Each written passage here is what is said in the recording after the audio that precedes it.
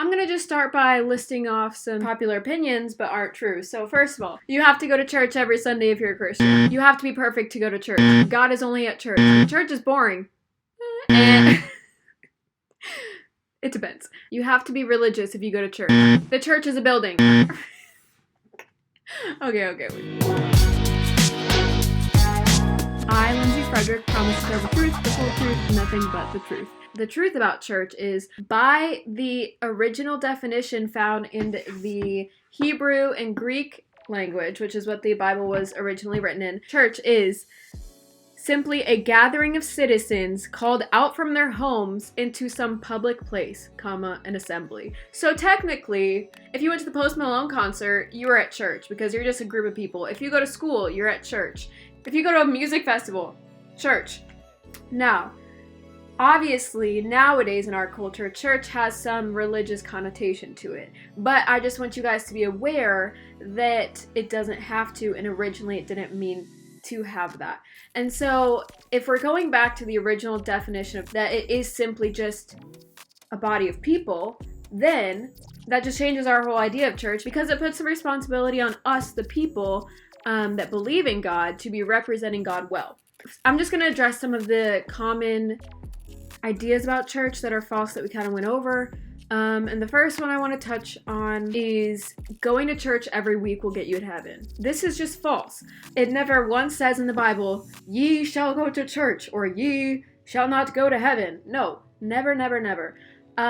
So that, I think, is just something culturally, even in your family maybe, that was something that was just like ingrained into our minds, is that like, oh, we have to go to church if we're a good person, we have to go every Sunday, otherwise and like, that is not true. I'm gonna be real honest with you. I haven't been to church in like a month, and I'm not any less of a person, I'm not any better of a person because of that. So yeah, I'm able to not go to church because I have a daily relationship with God, and church isn't the only place that I'm coming before God and interacting with Him. I really do make an effort to read my Bible every day, to talk to God every day, and to be in a relationship every day. And then church would be the place where I can be built up in community. I think the one definition that is consistent throughout the whole Bible is that the church is supposed to be a place to build up people. So if anything, the reason we go to church would be to be in relationship with other believers and be encouraged then in our relationship with God.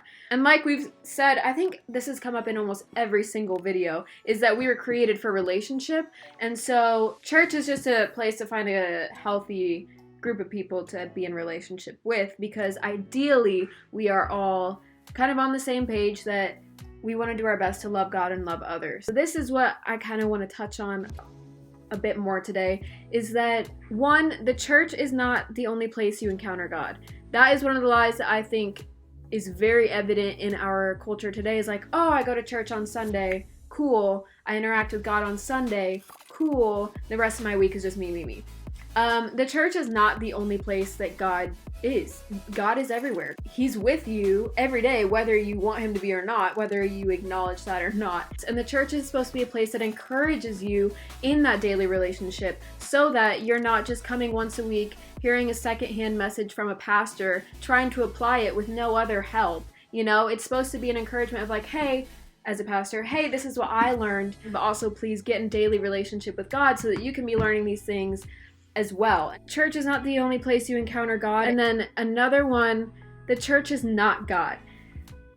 Okay, this one took me a while to learn, because I was heavily involved in my church before I really started making like a daily relationship with God. I put a lot of expectations on the leaders of the church, the people that were around me, the people that I was encountering, to be better, to be perfect. Well, you're part of a church, you're supposed to be good, Someone in the church hurt me, I've been hurt by people in the church, is that then I would be like, oh, well, if she doesn't love me, or if he hurt me, then God must be the same way. God doesn't love me, God can hurt me. And that's not true. It took this perspective shift of God saying, Lindsay, the people in the church are not me.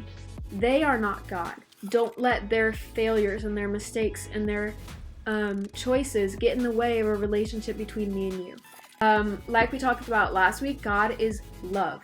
and the church should be a place of love. So why is there pain that happens in the church? And why are there imperfections within the church? Well, that simply is because we are human and we aren't perfect. So we can't expect to have perfect people within a perfect church. And you should honestly be happy about that. Like, I would hate to walk into a church where everybody's perfect, because I would feel so like dirty and like walking in like, hey, that is a place that we don't want. We want a place where broken people can come and see that there's hope and there's love and that they are still loved no matter what they just came from or what they're about to go into. The church should be the most loving place, period, you know?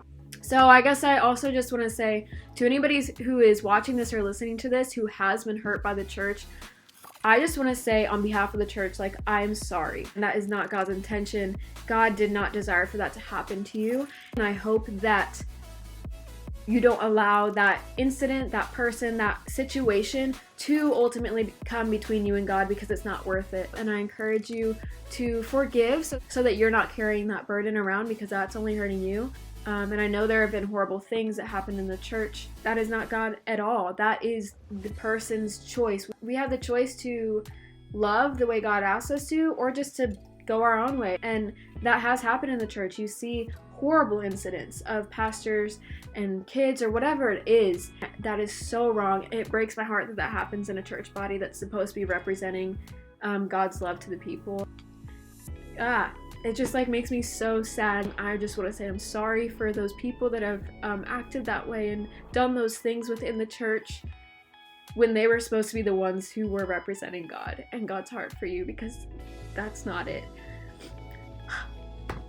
And so I just pray that you guys would all consider that and find a church really that is after God's heart, that is looking to build daily relationship with him by reading his word and by reading truth.